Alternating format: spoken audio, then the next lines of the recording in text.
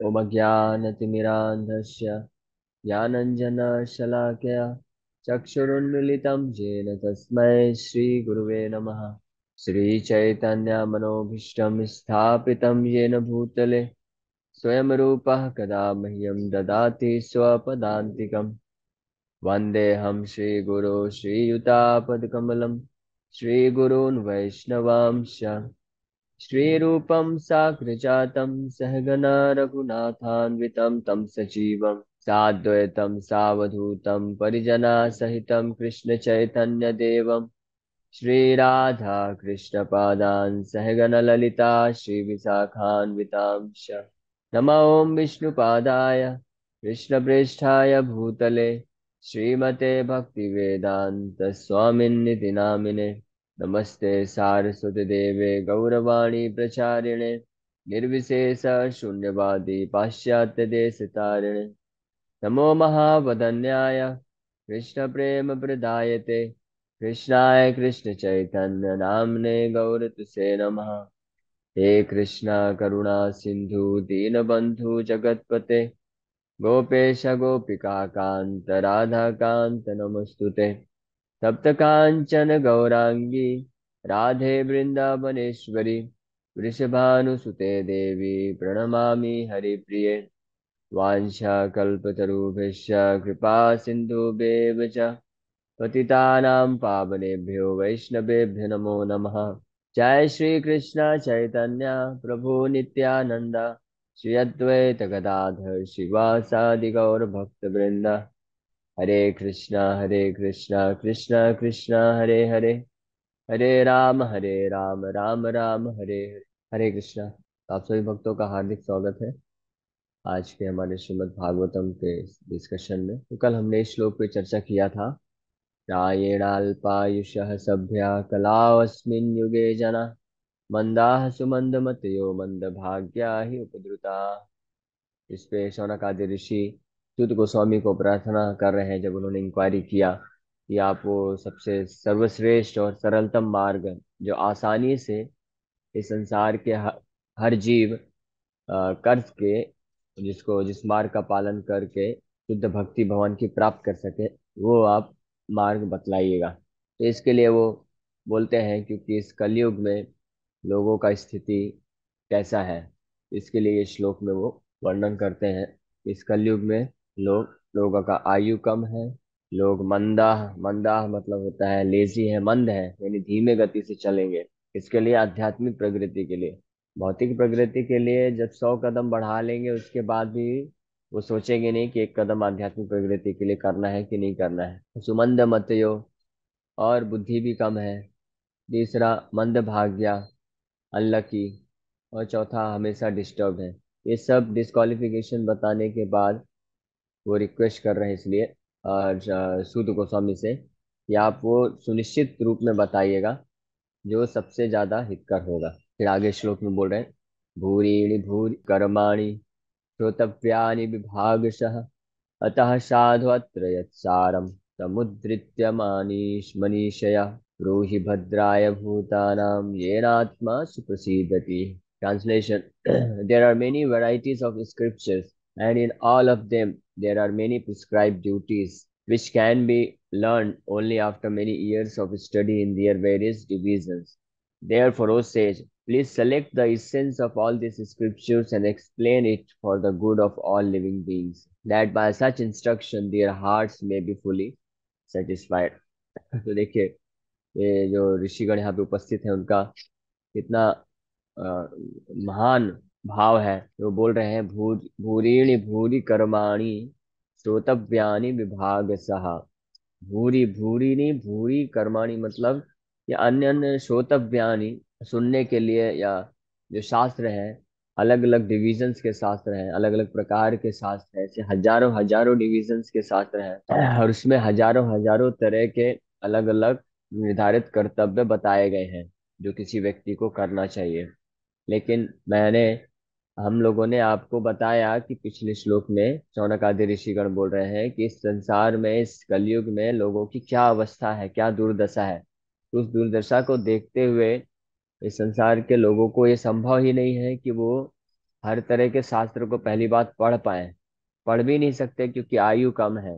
क्योंकि यहाँ तक बताया गया है कि अगर आप किसी एक चीज में भी मास्टर होना चाहते हैं, जैसे कोई संस्कृत सीखने के लिए, मात्र संस्कृत परफेक्ट करने के लिए नहीं, संस्कृत ग्रामर सीखने के लिए, जिसके द्वारा वो फिर सारे शास्त्रों को पढ़ेगा, तो वो संस्कृत ग्रामर सीखने के लिए मात्र 12 साल कम से कम उसको डिवोट करना पड़ेगा, देना पड़ेगा, तब वो सीख सकता है। फिर उसको सीखने के बाद वो अन्य अन्य शास्त्रों को पढ़ेगा, उसके छंद अलंकार सबको समझने की योग्यता हासिल करने के लिए कई वर्ष लगेंगे। फिर उसको अगर किसी तरह समझ गया, तो समझ के वो जानेगा कि इसमें अलग अलग प्रकार के जो है कर्तव्य बताए गए हैं, उन अलग अलग प्रकार के कर्तव्यों का क्या परिणाम होता है, साध्य साधन। तो तब जाके वो भी फिर अल्टीमेटली जब इस तरह से कोई बहुत महान बुद्धिमान व्यक्ति होगा, वो फाइनली सारे शास्त्रों को पढ़ के जब सब कुछ समझ लेगा, तो अंतिम में जाके वो कंफ्यूज हो जाएगा, ये स्थिति होगी। कंफ्यूज जाएगा मतलब, क्योंकि सारे शास्त्रों को समझने के बाद वो इस स्थिति पे पहुंचेगा कि उसको समझ में नहीं आएगा कि एग्जैक्टली करना क्या है। जैसे मैं आपको उदाहरण बताता हूँ, जब श्री चैतन्य महाप्रभु बांग्लादेश गए थे, बांग्लादेश के टूर में गए थे, वहां पे एक बहुत ही विद्वान, प्रखंड विद्वान, बहुत ही विख्यात ब्राह्मण हुए, जिन्होंने कई वेद शास्त्रों का कई सालों से अध्ययन कर रहे थे। उनका नाम था तपन मिश्रा। तो तपन मिश्रा इतना सावधानी पूर्वक, इतना डेडिकेट, गंभीरता के साथ पूरा जीवन उन्होंने दिया शास्त्रों को अध्ययन करके, ये पता करने के लिए, निचोड़ निकालने के लिए कि सर्वोच्च सिद्धि प्राप्ति करने का सबसे सरल उपाय क्या है, लेकिन उनको पता नहीं चल पा रहा है। तो इस गंभीर इस अवस्था में थे, भगवान को प्रार्थना भी करते थे वो। तो एक बार भगवान उनके सपने में, एक ब्राह्मण के रूप में ही सपने में आके बोले, नवदीप मायापुर धाम से मैं खुद आया हूँ यहाँ पे आपके गांव में, आपके देश में, चैतन्य महाप्रभु के रूप में। तो आप उनके पास जाओ और वो आपको निर्णयात्मक तरीके से बता देंगे कि क्या करना है। तो वो तपन मिश्रा फिर महाप्रभु के पास जब आते हैं, तो महाप्रभु, चैतन्य महाप्रभु को वो इस बात के बारे में पूछते हैं कि मैंने कई शास्त्रों को पढ़ा है और अलग अलग शास्त्रों में अलग अलग निर्धारित कर्तव्य बताए गए हैं, अलग अलग साधन है, साध्य है, तो क्या सर्वश्रेष्ठ साधन है और क्या साध्य प्राप्त करना है, इस बारे में मैं अभी भी कंफ्यूज हूँ। तब चैतन्य महाप्रभु उनको निर्णयात्मक तरीके से बताते हैं, हरिनाम की महिमा के बारे में बताते हैं, और कृष्ण प्रेम जो साध्य है उसके बारे में बताते हैं। तब वो समझते हैं, फिर वो लग जाते हैं इस भक्ति योग के पालन में। तो उसी प्रकार से यहाँ पे शौनक आदि ऋषि लोग बोल रहे हैं कि भूरी नि भूरी कर्माणि, बहुत सारे शास्त्र हैं, बहुत सारे उसमें निर्धारित कर्तव्य हैं। अतः इसलिए देयरफॉर साधो अत्र यत सारम, हे साधु, हे साधुओं में श्रेष्ठ आप, इसलिए हे सूत गोस्वामी, अत्र यत सारम, अत्र मतलब इन शास्त्रों में जो सार वस्तु है, निष्कर्ष है, निचोड़ है, वो आप समुद्रित्या मनीषया, वो आप इसका सिलेक्शन करके, निचोड़ करके ये बताइए, जो भी आपके बुद्धि, बेस्ट ऑफ योर नॉलेज, मनीषया, यानी आपको जो सर्वश्रेष्ठ, सब सर्वोचित लगे, वो आप बताइए। रूही भद्राय भूता नाम, ऐसा हम क्यों आपको आग्रह कर रहे हैं, वो चीज आप बताइए ताकि सारे समस्त जीवों का भद्राय, उनका कल्याण हो सके, और जिसके कारण वो सुप्रसिद्धति, पूरी तरह से तृप्त हो सके। सुप्रसिद्धति, प्रसिद्धति मतलब संतुष्ट हो जाना, आत्मा की तृप्ति हो जाना। सुप्रसिद्धति मतलब कि जिस साधन को करने के बाद वो ऐसा साध्य प्राप्त कर ले कि उसके बाद फिर उनको और किसी प्रकार की कांक्षा या आसक्ति ना बनी रहे, वो पूर्ण रूप से, सम्यक रूपेण सुप्रसिद्धि, पूरी तरह से संतुष्ट हो जाए और पूरी तरह से अपने आध्यात्मिक जीवन मार्ग में कम संपूर्ण लक्ष्य की प्राप्ति कर ले। तो इस श्लोक में इस प्रकार से वो वर्णन कर रहे हैं। परपोर्ट इस प्रकार से है, आत्मा, आत्मा और self is distinguished from matter and material elements. It is spiritual in constitution, and thus it is never satisfied by any amount of material planning. All scriptures and spiritual instructions are meant for the satisfaction of this self or Atma.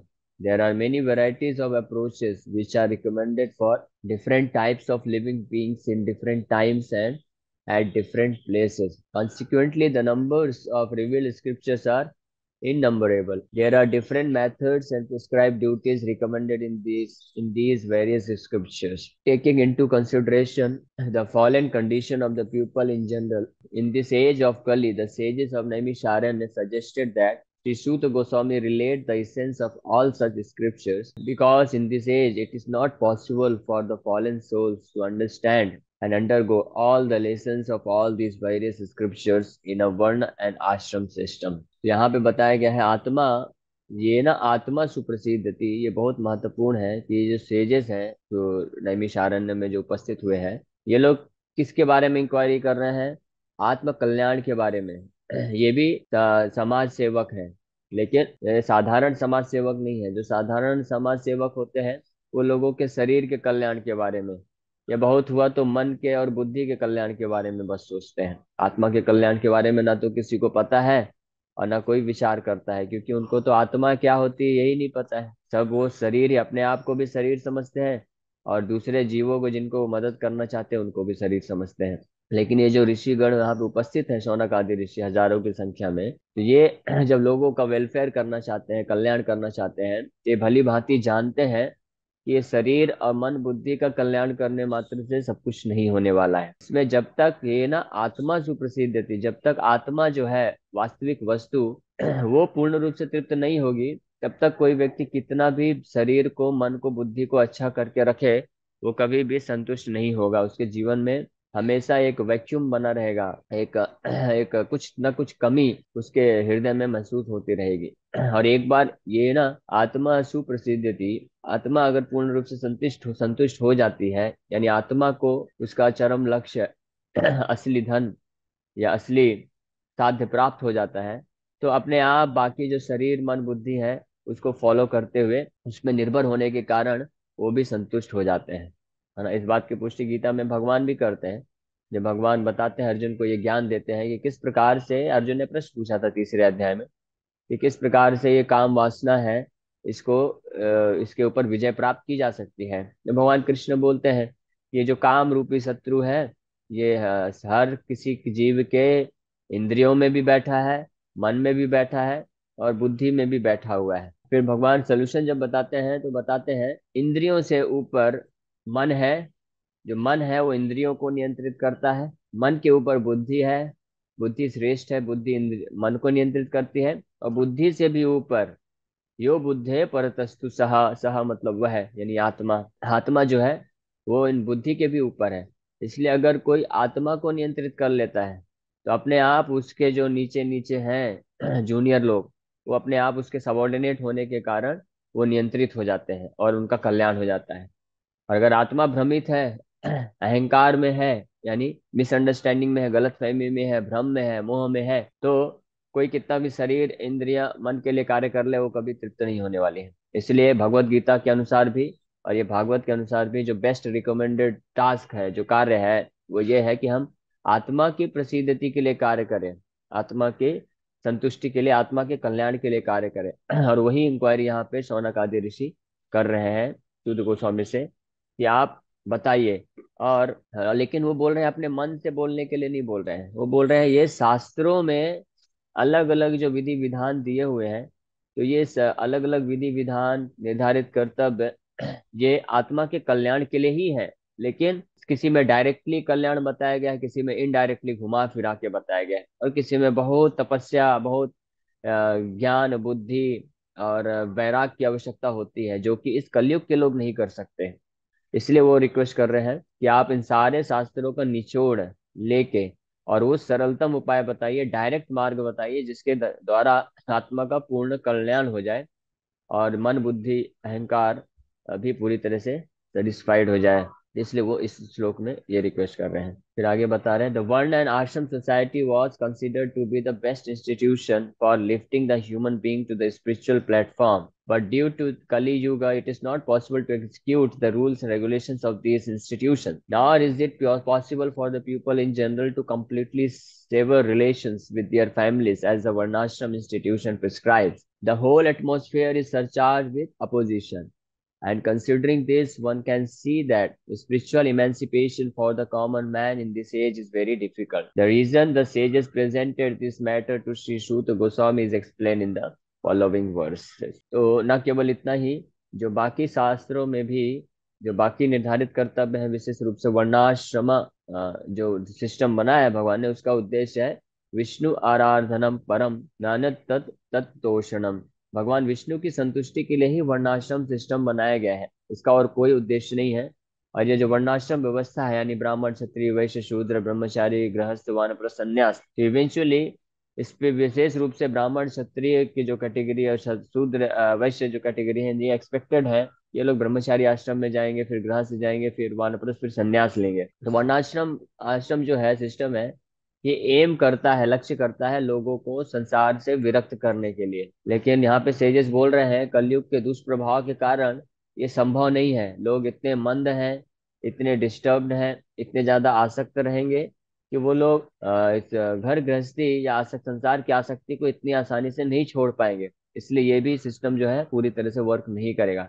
इसलिए अब आपको बताना है वो सर्वश्रेष्ठ सरलतम उपाय, जिसके कारण कोई व्यक्ति कैसी भी स्थिति में रहते हुए क्यों ना रहे, वो उस संपूर्ण सिद्धि को प्राप्त कर पाएगा, जो कि बड़े बड़े योग ध्यान तपस्या करने के बाद भी बड़े ही विरले किसी व्यक्ति को जो पूर्ण सिद्धि प्राप्त करता है उसको प्राप्त होती है। तो आप लोग ये ध्यान से श्रवण करते जाएगा, क्योंकि इतना महत्वपूर्ण है।